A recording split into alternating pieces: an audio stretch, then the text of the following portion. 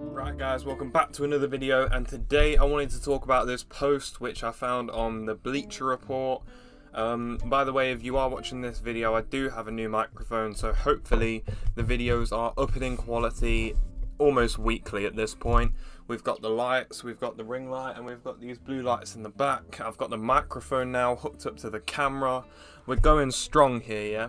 So I'm upgrading it hopefully as much as I can. I'm trying to get a microphone arm as well, so I can move it about and have it in a good position, get a pop filter for it and everything. It's going good, and I'm happy with how the videos are turning out and the experience I'm giving, and just overall enjoying myself. And I think that's the most important thing for me, is enjoying myself in the content I'm making and having fun reading about basketball, football, anything I really want to make content on. Like for example, on my football YouTube channel, I've been talking about the women's Euros and everything to do with that, which I've been really enjoying. It's been a breath of fresh air for me. Even the Summer League, talking about that in multiple videos and watching that, it's been a great time for me. And I do really appreciate if anyone's watching or anyone that's subscribed to the channel. I really do appreciate you, and if you could subscribe to the channel, if you're not, I also really appreciate that as well. So now that we've done that long intro, let's get into the video. So I saw this post on the Bleacher Report, which is an Instagram page on Instagram, funnily enough, and it was the top 5 duos in the NBA. Now, the way I'm taking this is in the NBA right now, which it's a horrible list, and a lot of people in the comments were saying it's to stir up controversy and it's just to get comments down, and it could well be, but I thought this is an interesting video and I'm going to make a video about it. So I did. So I'm firstly going to reveal to you the top 5 that they gave, explain my reasons why I don't agree with it, and get it moving. So at 5 they've got Kawhi and Paul George. Kawhi was out all of last year pretty much, so how can they be the best right now, like even a top 5 duo? It doesn't make sense to me, and I just looked at it confused. I was like, these guys haven't played together in how long because Kawhi's been injured? It doesn't make sense, man. Like, I don't get it. And then at 4 they put Embiid and Harden, which is a joke, by the way, an absolute joke. Harden has been one of the worst.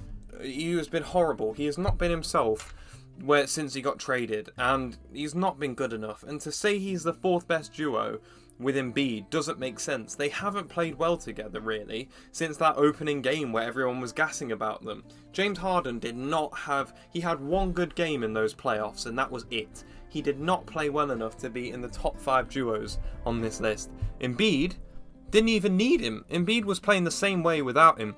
It's crazy how you can say Harden has been better than other people who aren't even on this duos list, which is crazy when you get to it. I'll show you when we get to the top 3. So for the 3rd one, you've got Kyrie and KD.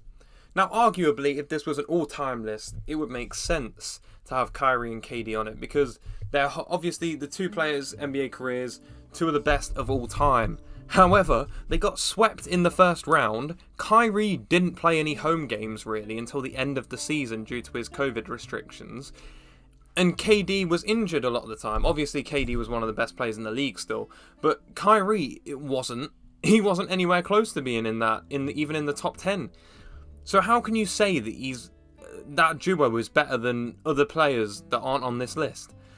And then at 2, you've got Murray and Jokic, who haven't played together in so long.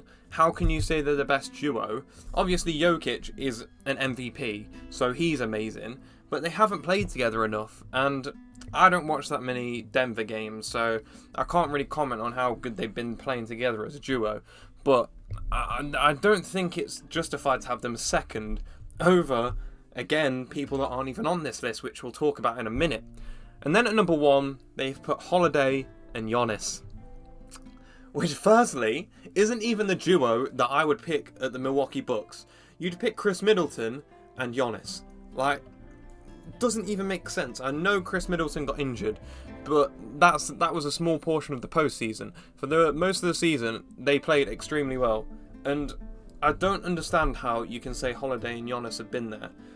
The best duo in the whole division, in the whole league. It doesn't extremely make sense to me, because people might say, with Kyrie and KD on here, with Kawhi and Paul George, Embiid and Harden, this is clearly an all-time list. like of their whole NBA careers. But then why isn't LeBron and AD on it? If this is an all-time list, why is LeBron and AD not on it? Because those two would be easily top of. Well, I think if it was that list, it would go.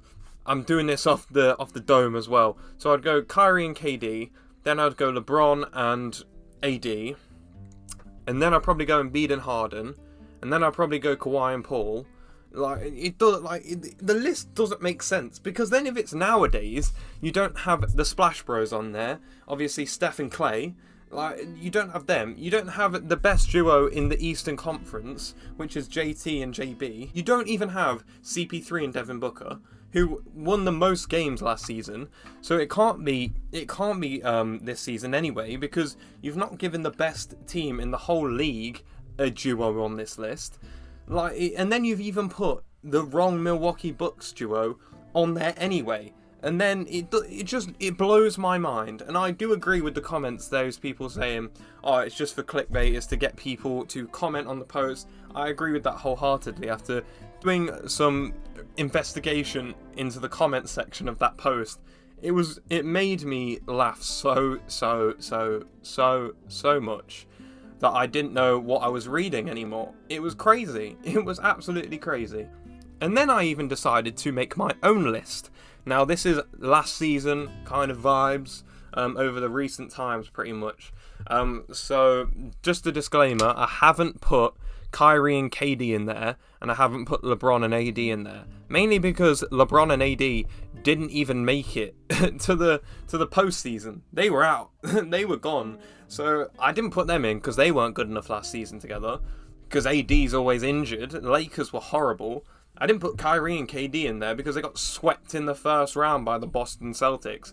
How can they be in the top 5 duos in the NBA if they're getting swept in the first round? The only team to do so in the postseason. Ridiculous take. And obviously, if it was their career, both those duos would be in. But it's a ridiculous take to say that those two should be in the right now. People were saying in the comments, where's LeBron and AD? But I'm talking about last season, because if it was all time, of course they'd be there. Going for my list, we'll start from 5 to 1. People might disagree with this, being as they've blown the team up, but I've gone for Donovan Mitchell and Rudy Gobert. Obviously, they've been good for a number of years now. Even last season, in the regular season, they were a great team. Played defensively solid. It's always just in the postseason where they really struggle. Now, I wasn't going to hold that against them, but that is the reason why they are 5, because they struggle so much in the postseason. For some reason, they had no perimeter defense whatsoever, and I feel bad for Rudy Gobert in that team, and Donovan Mitchell, actually. The fact that the team was built kind of poorly around those two, having no perimeter defense whatsoever.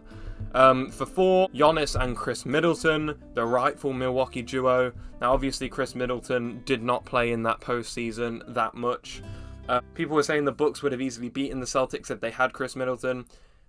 In some ways, I agree, because that did happen previously, but it didn't happen. They're obviously an amazing duo, and I do agree that he would have changed the game if he was playing against the Celtics, and that is why they are 4th on this list.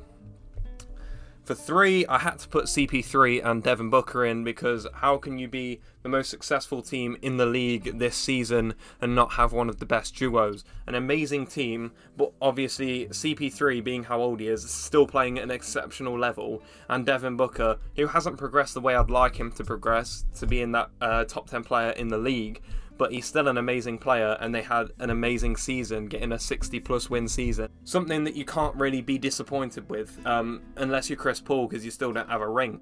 Getting into number 2 now, what I really wanted to talk about was the JT and JB conversation. Now, some people might say these two aren't a duo because they don't work that well together, and I sometimes and somewhat do agree with that in some ways. Obviously, JT and JB are great individually. My opinion as a Boston Celtics fan, if one of them has a good night, the other one tends to struggle. When they're both playing well, the team's unstoppable, but usually they have like an off game and on game. Like JB and JT don't usually play well together at the same time. One of them usually has a bad game as the other one goes off, and it's not a bad situation for the Celtics to be in. We saw this in the regular season and throughout the postseason.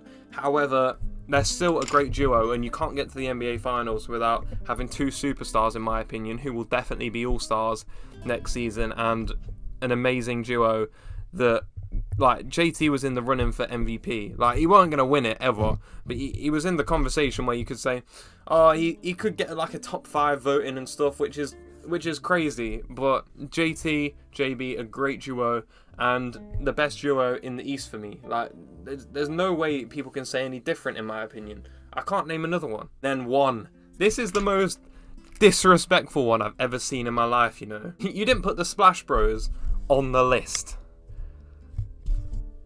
What? What? They just won a finals and you didn't put them on the best duos list. Like, I know Clay didn't play that well in that finals, but he had an amazing season after coming back off that injury. They're one of the best duos of all time. Like, how can you not even put them? I don't understand. Like, Steph is a top 10 player of all time, and Clay is one of the best 3-point shooters of all time. So is Steph, obviously. But it just baffles me how no one, like, they weren't even in their top 5. Having Embiid and Harden above them is insane, because Harden hasn't even been at the 76ers for that long, and it's crazy how people can say he's on that level of Steph and Clay. Well, he's apparently past that level. I don't know where Bleacher Report are ranking Steph and Clay on that duos list. Probably about 15th or something ridiculous.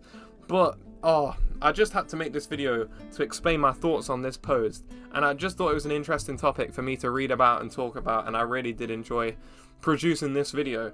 So if you have liked this video, please like and subscribe to the channel. I really do appreciate you if you support me. And thank you so much for watching.